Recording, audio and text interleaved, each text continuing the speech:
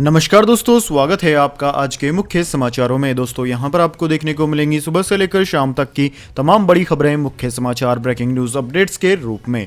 तो दोस्तों आप सभी लोगों से रिक्वेस्ट है इस वीडियो को ज़्यादा से ज़्यादा लाइक और शेयर करें। तो दोस्तों सीधे चलते हैं आज की पहली बड़ी खबर की ओर। ममता बनर्जी भवानीपुर से नहीं, नंदीग्राम से लड़ेगी चुनाव। बीजेपी बोली ममता ने पहले ही मान ली हार।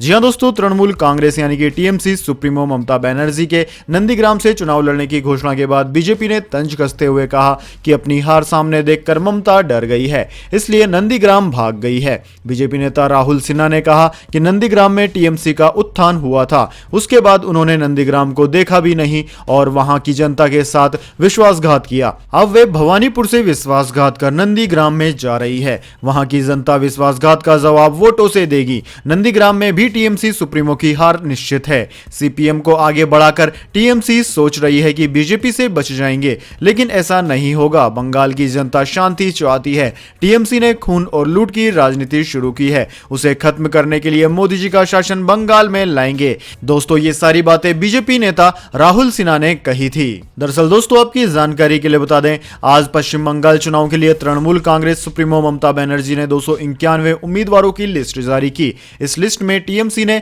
100 नए चेहरे शामिल किए, जिन्हें पहली बार मौका दिया जा रहा है। इनमें 50 महिलाएं और 42 मुस्लिम कैंडिडेट शामिल हैं। ममता ने कहा कि वे खुद नंदीग्राम सीट से चुनाव लड़ेंगी। वे 9 मार्च को नंदीग्राम जाएंगी और 10 मार्च को हल्दिया में नामांकन दाखिल करेंगी।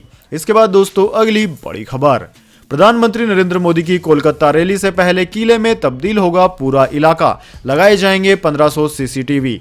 जी हां दोस्तों, पश्चिम बंगाल के ब्रिगेड परेड ग्राउंड में होने वाली प्रधानमंत्री नरेंद्र मोदी की आगामी चुनाव रैली के लिए कड़े इंतजाम किए जा रहे हैं। इसी के चलते प्रशासन ने ग्राउंड और उसके आसपास 1500 सीसीटीवी कैमरे लगाने का प्लान बनाया है। वहीं भीड़ को नियंत्रण करने के लिए पूरे मैदान को लकड़ी के लोंग से जोड़ा जाएगा। साथ ही सुरक्षा एजेंसियों ने पोडियम के सामने 4 लेवल बैरिकेडिंग की है, जहां से प्रधानमंत्री मोदी 7 लाख से अधिक समर्थकों को संबोधित करेंगे। अधिकारियों ने बताया कि मेन मंच के साथ 2 छोटे मंच भी होंगे, जिनमें से एक स्थानीय भाजपा नेताओं के लिए होगा और दूसरा मंच मीडिया कर्मियों के लिए होगा।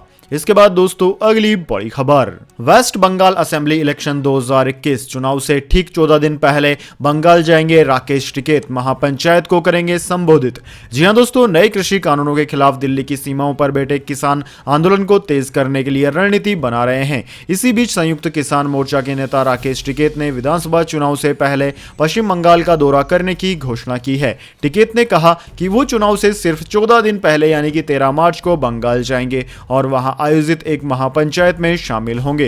संयुक्त किसान मोर्चा ने हाल ही में घोषणा की थी कि वह चुनाव वाले राज्यों के लोगों से किसान विरोधी और गरीब विरोधी नीतियों के खिलाफ बीजेपी को सबक सिखाने की अपील करेंगे। दोस्तों बताया जा रहा है कि डॉक्टर दर्शन पाल, योगेंद्र यादव, बलवीर सिंह राजेवाल जैसे अन्य किसान नेता भी 12 मार्च को इस महापंचायत में शामिल होंगे, जबकि टिकैत 13 मार्च को इसे संबोधित करेंगे। इसके बाद दोस्तों अगली बड़ी खबर, मुंबई में सस्ती हुई बिजली 1 अप्रैल से लागू होगी घटी हुई दरें, ई व्हीकल को चार्ज करने का बिल भी आएगा कम।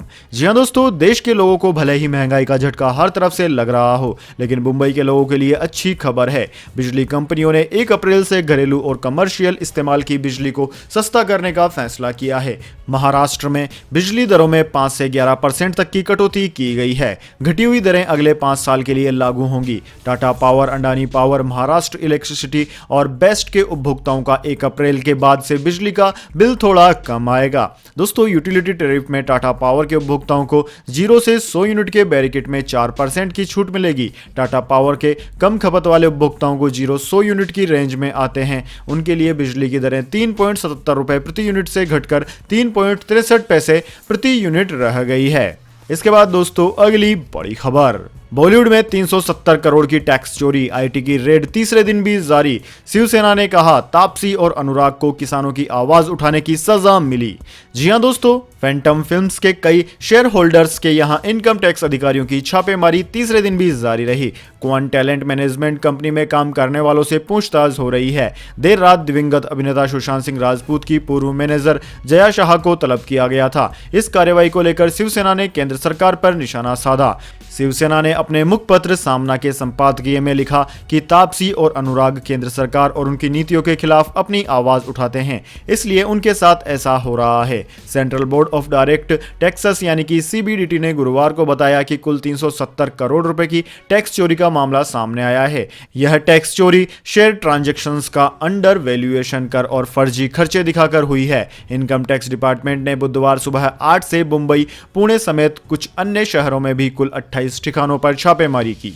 इसके बाद दोस्तों अगली बड़ी खबर, अंबानी के घर के पास मिली विस्फोटक वाली गाड़ी का रहस्य घर आया। कार के मालिक की मौत मामले की जांच करेगी एटीएस। जी हां दोस्तों, मुंबई में उद्योगपति मुकेश अंबानी के घर के पास मिली विस्फोटक वाली गाड़ी का रहस्य घर आ गया है। अंबानी के घर के पास पिछले दिनों एक स्कॉर्पियो बरामद हुई थी जिसमें जिलेटिन की छड़ें थी। इसके बाद शुक्रवार को गाड़ी के मालिक मनसुख हिरेन का शव बरामद हुआ। अब मनसुख हिरेन मौत मामले की जांच महाराष्ट्र सरकार ने एटीएस को सौंप दी है। महाराष्ट्र के गृह मंत्री अनिल देशमुख ने कहा कि गाड़ी मनसुख की नहीं बल्कि सेम नाम के शख्स की थी, लेकिन पुलिस में गाड़ी चोरी होने की शिकायत दर्ज कराते वक्त मनसुख ने बताया था कि उसने गाड़ी खरीद ली थी। मनसुख का शुक्रवार को थाने में नदी के तट पर शव मिला। पुलिस ने यह जानकारी दी है। थाने पुलिस के एक वरिष्ठ अधिकारी ने बताया कि लगभग 45 साल का मनसुख गुरुवार को रात को लापता हो गया था। मुब्रारेती बुंदर रोड से लगी एक नदी के तट पर उनका शव मिला था। इसके बाद दोस्तों अगली बड़ी खबर, बीजेपी कार्यकर्ताओं को गिरफ्तार करने वाले पूर्व आईपीएस हुमायूं कबीर को टीएमसी ने दिया टिकट। इस सीट से लड़ेंगे चुनाव। जी हां दोस्तों, पश्चिम बंगाल में होने वाले विधानसभा चुनाव के लिए सत्तारूढ़ टीएमसी ने शुक्रवार को अपने उम्मीदवारों के नामों का ऐलान कर दिया। 3 सीटों को छोड़कर राज्य की 291 सीटों पर टीएमसी ने कैंडिडेट्स उतार दिए हैं। इस लिस्ट में कुछ वीवीआईपी कैंडिडेट्स भी शामिल हैं, जिसमें सीएम ममता बनर्जी, क्रिकेटर मनोज तिवारी और राज्य के शिक्षा मंत्री पार्थ चटर्जी का नाम है। इसके अलावा इस लिस्ट में पूर्व आईपीएस हुमायूं कबीर का भी नाम शामिल है, जिन्हें टीएमसी ने डेबरा सीट से विधानसभा चुनाव का उम्मीदवार बनाया है। दोस्तों आपकी जानकारी के लिए बता दें, आईपीएस हुमायूं कबीर उस वक्त सुर्खियों में आए थे जब उन्होंने बीजेपी के कार्यकर्ताओं को गोली मारो के नारे लगाने पर गिरफ्तार कर लिया था। इसके बाद दोस्तों अगली बड़ी खबर, money laundering case Mehbooba Mufti को ईडी ने भेजा समन, 15 मार्च को पूछताछ के लिए बुलाया। जी हां दोस्तों, जम्मू कश्मीर की पूर्व मुख्यमंत्री महबूबा मुफ्ती को परिवर्तन निर्देशालय यानी कि ईडी ने मनी लॉन्ड्रिंग मामले में समन भेजा है। ईडी ने उन्हें पूछताछ के लिए बुलाया है। समन में उन्हें 15 मार्च को एजेंसी के सामने पेश होने के लिए कहा गया है। इससे पहले ईडी ने Jammu Kashmir cricket association money laundering case में पूर्व मुख्यमंत्री फारूक अब्दुल्ला की 11.86 करोड़ की संपत्ति को जब्त कर लिया था। फारूक अब्दुल्ला ने परिवर्तन निदेशालय के उस आदेश को चुनौती दी है जिसमें एजेंसी ने कथित धन शोधन के एक मामले में करीब 12 करोड़ रुपए मूल्य की उनकी रिहायशी और वाणिज्यिक संपत्ति जब्त की है। इसके बाद दोस्तों अगली बड़ी खबर, ड्राइविंग लाइसेंस आरसी के लिए आरटीओ जाने की नहीं है अब जरूरत। अब घर बैठे ऑनलाइन मिलेंगी 18 सुविधाएं। जी हां दोस्तों, ड्राइविंग लाइसेंस बनवाने के लिए अब आपको आरटीओ जाने की जरूरत नहीं होगी। आरटीओ से जुड़ी 18 सेवाएं अब ऑनलाइन हो गई है। सड़क परिवहन और राजमार्ग मंत्रालय यानी कि ministry of road transport and highways की ओर से एक नई अधिसूचना जारी की गई है जिसमें कहा गया है कि आरटीओ की ओर से दी जाने वाली कई जरूरी सेवाएं डिजिटल कर दी गई हैं। सड़क परिवहन और राजमार्ग मंत्रालय की ओर से जारी अधिसूचना में कहा गया है कि नागरिकों को सुविधाजनक और बिना परेशानी के सेवाएं देने के लिए मंत्रालय नागरिकों को कार्यान्वयन एजेंसियों के माध्यम से संपर्क रहित सेवाओं का लाभ उठाने के लिए आधार की आवश्यकताओं के बारे में बताने के लिए है। मीडिया और व्यक्तिगत नोटिस के जरिए व्यापक प्रचार के लिए सभी जरूरी व्यवस्था करेगा। दोस्तों आपकी जानकारी के लिए बता दें कि सरकार ने ड्राइविंग लाइसेंस और गाड़ी के रजिस्ट्रेशन सर्टिफिकेट को आधार से लिंक करने के लिए कहा है। इसके बाद अब आधार वेरिफिकेशन के जरिए ऑनलाइन सर्विस ली जा सकेंगी। सरकार के इस कदम से आरटीओ पर लगने वाली भीड़ से लोगों को निजात मिलेगी। लोग आधार लिंक्ड वेरिफिकेशन से कई सेवाएं घर बैठे हासिल कर सकेंगे। इसके बाद दोस्तों अगली बड़ी खबर, कोरोना वायरस ने फिर से खुद को किया म्यूटेंट। इंग्लैंड में 16 लोग नए स्ट्रेन से हुए संक्रमित। जी हां दोस्तों, कोरोना वायरस लगातार अपना स्वरूप बदल रहा है। हर बार वो पिछली बार से ज्यादा खतरनाक होता जा रहा है। इंग्लैंड में एक बार फिर से कोरोना वायरस ने खुद को म्यूटेंट किया है और कोरोना के नए स्ट्रेन से 16 लोग संक्रमित हो गए हैं। किसी वायरस के म्यूटेंट होने का मतलब है कि उस वायरस के जेनेटिक मटेरियल में बदलाव होना। कोरोना वायरस अब तक हजारों बार खुद को म्यूटेंट कर चुका है। दोस्तों वियोन की रिपोर्ट के मुताबिक इंग्लैंड में कोरोना का जो नया स्ट्रेन मिला है वो पिछली बार से ज्यादा अलग है। कोरोना का ये नया स्ट्रेन ज्यादा तेजी से संक्रमण फैला रहा है। इसके बाद दोस्तों अब जान लेते हैं पूरी दुनिया और भारत में क्या है इस महामारी की स्थिति। तो सबसे पहले दोस्तों बात करते हैं पूरी दुनिया की। तो दोस्तों पूरी दुनिया में इस वक्त तक इस महामारी के संक्रमितों का आंकड़ा 11 करोड़ 56 लाख को पार कर गया है, जबकि दोस्तों मरने वालों की संख्या 25,70,000 के करीब है। वहीं दोस्तों इस महामारी का सबसे ज्यादा असर अमेरिका पर हुआ है। अमेरिका में इस वक्त तक 2 करोड़ 88 लाख से ज्यादा संक्रमित मरीज सामने आ चुके हैं। वहीं दोस्तों इसके बाद में India, Brazil, Russia, United Kingdom, France, Spain, Italy, Turkey, Germany, Colombia, Argentina, Mexico, Poland ऐसे देश हैं जो कि इस महामारी से सर्वाधिक प्रभावित हुए हैं। अब दोस्तों इसके बाद में जान लेते हैं क्या है भारत के हालात। लेकिन उससे पहले मेरी आपसे एक छोटी सी रिक्वेस्ट है, अगर दोस्तों आपको हमारी न्यूज अभी तक पसंद आई है तो इसे एक छोटा सा लाइक जरूर दे दें, और अगर आपको पसंद नहीं आई है तो बेशक आप डिसलाइक भी कर सकते हैं, लेकिन दोस्तों लाइक और डिसलाइक जरूर कीजिए, क्योंकि दोस्तों यही हमारी मेहनत का फल होता है और इसी से पता चलता है कि आपको हमारी वीडियो पसंद आ रही है या नहीं। तो दोस्तों जल्दी से जान लेते हैं क्या है भारत के हालात। तो दोस्तों भारत में इस वक्त तक इस महामारी के संक्रमितों का आंकड़ा 1 करोड़ 11 लाख 73 हजार को पार कर गया है, जबकि दोस्तों इस महामारी से मरने वालों की संख्या 1,57,000 के पार है। इस महामारी का सबसे ज्यादा असर महाराष्ट्र पर हुआ है। महाराष्ट्र में 21,88,000 से ज्यादा संक्रमित मरीज सामने आ चुके हैं। वहीं दोस्तों उसके बाद में केरला, कर्नाटक, आंध्र प्रदेश, तमिलनाडु, दिल्ली, उत्तर प्रदेश, वेस्ट बंगाल, ओडिशा, राजस्थान, छत्तीसगढ़, तेलंगाना, गुजरात, हरियाणा आदि राज्यों का नाम आता है। इसके बाद दोस्तों अगली बड़ी खबर, इंडिया वर्सेस इंग्लैंड चौथे टेस्ट मैच का दूसरा दिन टीम इंडिया को इंग्लैंड पर 89 रन की मिली बढ़त। ऋषभ पंत ने 17 पारी के बाद करियर की तीसरी टेस्ट सेंचुरी लगाई। जी हां दोस्तों, टीम इंडिया ने इंग्लैंड के खिलाफ चौथे और आखिरी टेस्ट में 89 रन की बढ़त बना ली है। अहमदाबाद के नरेंद्र मोदी स्टेडियम में खेले जा रहे टेस्ट में दूसरे दिन भारत का स्कोर 7 विकेट पर 294 रन रहा। विकेटकीपर बल्लेबाज ऋषभ पंत ने 17 पारी के बाद करियर की तीसरी सेंचुरी लगाई। उन्होंने 118 बॉल पर 101 रन की पारी खेली। फिलहाल वाशिंगटन सुंदर और अक्षर पटेल नाबाद हैं। वहीं इंग्लिश टीम ने पहली पारी में 205 रन बनाए थे। वाशिंगटन सुंदर ने करियर की तीसरी टेस्ट 50 भी लगा ली है। इसके बाद दोस्तों अगली बड़ी खबर, स्टॉक मार्केट अपडेट्स। 440 अंक लुढ़का सेंसेक्स, निफ्टी 15,000 के नीचे हुआ बंद। जी हां दोस्तों, वैश्विक शेयर बाजारों में आई गिरावट से शुक्रवार को घरेलू बाजार में भी दबाव रहा। सप्ताह के आखिरी कारोबारी दिन शेयर बाजार लाल निशान पर बंद हुआ। कारोबार के अंत में शुक्रवार को बॉम्बे स्टॉक एक्सचेंज का सेंसेक्स 440.76 अंक यानी कि 0.87% की गिरावट के साथ 50,405.32 के स्तर पर बंद हुआ। वहीं नेशनल स्टॉक एक्सचेंज यानी कि एनएससी का निफ्टी 142.65 अंक यानी कि 0.95% नीचे आकर 14,938.10 के स्तर पर बंद हुआ। इसके बाद दोस्तों अगली बड़ी खबर, मौसम समाचार। जानिए अगले 24 घंटे और पिछले 24 घंटे के मौसम पूर्वानुमान। तो सबसे पहले दोस्तों बात करते हैं बीते 24 घंटों की। तो दोस्तों बीते 24 घंटों के दौरान असम और अरुणाचल प्रदेश के साथ साथ अंडमान व निकोबार द्वीप समूह के कुछ हिस्सों में हल्की से मध्यम बारिश और गरज के साथ हल्की बौछारें पड़ी है। वहीं दोस्तों जम्मू कश्मीर, लद्दाख, गिलगित बाल्टिस्तान, मुजफ्फराबाद, हिमाचल प्रदेश, हरियाणा और दिल्ली के कई हिस्सों में अधिकतम तापमान सामान्य से 5 डिग्री सेल्सियस ऊपर रहा।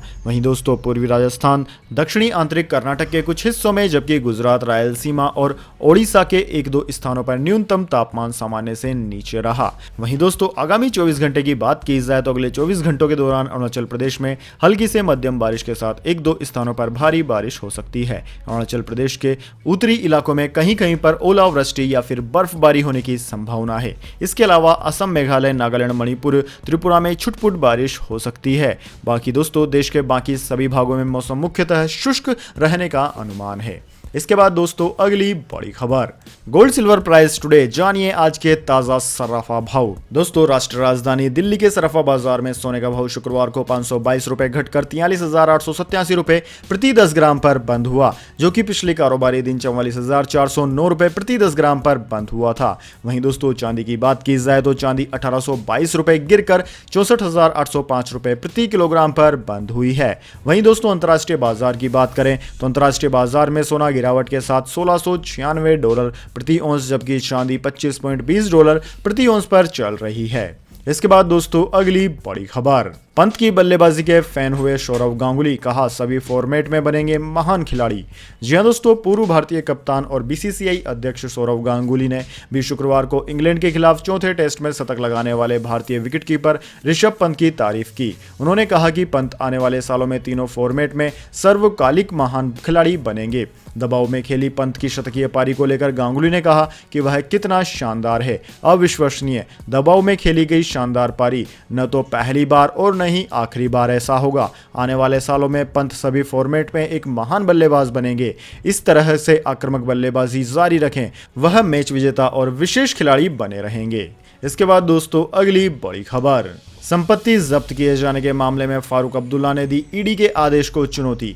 जी हां दोस्तों, नेशनल कॉन्फ्रेंस के अध्यक्ष और जम्मू कश्मीर के पूर्व मुख्यमंत्री फारूक अब्दुल्ला ने परिवर्तन निर्देशालय यानी कि ईडी के उस आदेश को चुनौती दी है जिसमें करीब 12 करोड़ रुपए मूल्य की उनकी रिहायशी और वाणिज्यिक संपत्ति को जब्त किया गया है। पार्टी सांसद हसनैन मसूदी ने कहा कि ईडी के आदेश को चुनौती देने वाली याचिका जम्मू कश्मीर उच्च न्यायालय में दायर की गई है। ईडी ने दिसंबर में कश्मीर और जम्मू में 11.86 करोड़ रुपए की संपत्ति जब्त की थी और आरोप लगाया था कि जब्त संपत्ति जम्मू कश्मीर क्रिकेट एसोसिएशन से जुड़े घोटाले में अपराध से अर्जित की गई है। दोस्तों, मसूदी ने कहा कि ईडी ने जो संपत्ति जब्त की है वो या तो पैतृक थी या कथित अपराध होने से पहले ली गई थी।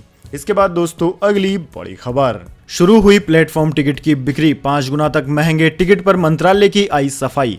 जी हां दोस्तों, भारतीय रेल ने लंबे समय बाद आज से प्लेटफॉर्म टिकट उपलब्ध कराना शुरू कर दिया है, लेकिन दिल्ली के सभी रेलवे स्टेशन पर आपको अब पहले के मुकाबले 3 गुना ज्यादा कीमत पर यह प्लेटफॉर्म टिकट खरीदने होंगे। इसी तरह मुंबई सहित देश के दूसरे हिस्सों में प्लेटफॉर्म टिकट में बढ़ोतरी कर दी गई है। हालांकि इस मुद्दे पर रेल मंत्रालय ने यह भी साफ कर दिया है कि बढ़ोतरी अस्थायी तौर पर की गई है। मंत्रालय के मुताबिक प्लेटफॉर्म टिकट के दाम बढ़ाए जाने के पीछे स्टेशनों पर भीड़ को नियंत्रित करना और गैर जरूरी लोगों को स्टेशनों पर जाने से रोकना है। जो दोस्तों प्लेटफॉर्म टिकट पहले 10 रुपए में मिलता था, उसे दिल्ली के अब अलग अलग रेलवे स्टेशन पर आपको 30 रुपए देकर खरीदना होगा। कोरोना काल में लंबे समय से भारतीय रेल ने प्लेटफॉर्म टिकट की बिक्री बंद की हुई थी, लेकिन अब इसे खोल दिया है और उसे 3 से लेकर 5 गुना तक महंगा कर दिया है। दिल्ली, मुंबई, भोपाल सहित देश के कई रेलवे स्टेशनों पर प्लेटफॉर्म टिकट के रेट 30 रुपए से लेकर 50 रुपए तक कर दिए गए हैं। बाद में इस पर बवाल मचने पर रेलवे ने सफाई भी दी है। रेलवे मंत्रालय के मुताबिक प्लेटफॉर्म टिकट के दाम बढ़ाए जाने के पीछे स्टेशनों पर भीड़ को नियंत्रित करना और गैर जरूरी लोगों को स्टेशन पर जाने से रोकना है। इसके बाद दोस्तों अगली बड़ी खबर, PM Modi global energy and environment leadership award से सम्मानित। जी हां दोस्तों, प्रधानमंत्री Narendra Modi CERAWeek global energy and environment leadership award से नवाजे गए हैं। उन्होंने अंतर्राष्ट्रीय कार्यक्रम को संबोधित करते हुए कहा कि मैं इसे पूरी विनम्रता के साथ ग्रहण करता हूं। इस अवार्ड को मैं महान मातृभूमि भारत के लोगों को समर्पित करना चाहता हूं। मैं इसे भारत की महान परंपरा को समर्पित करना चाहता हूं, जिसने हमें पर्यावरण की देखभाल करने का तरीका सिखाया है। महात्मा गांधी के रूप में हमारे पास पर्यावरण की देखभाल करने वाले एक चैंपियन थे। अगर उनके बताए रास्ते से आगे बढ़ते तो आज कई समस्याओं का हमें सामना नहीं करना होता। प्रधानमंत्री मोदी ने कहा कि आज दुनिया का ध्यान फिटनेस और वेलनेस पर है। ऑर्गेनिक और हेल्थी फूड की डिमांड काफी बड़ी है। भारत इस वैश्विक परिवर्तन को अपने मसाले और आयुर्वेद के उत्पादों से आगे बढ़ा सकता है।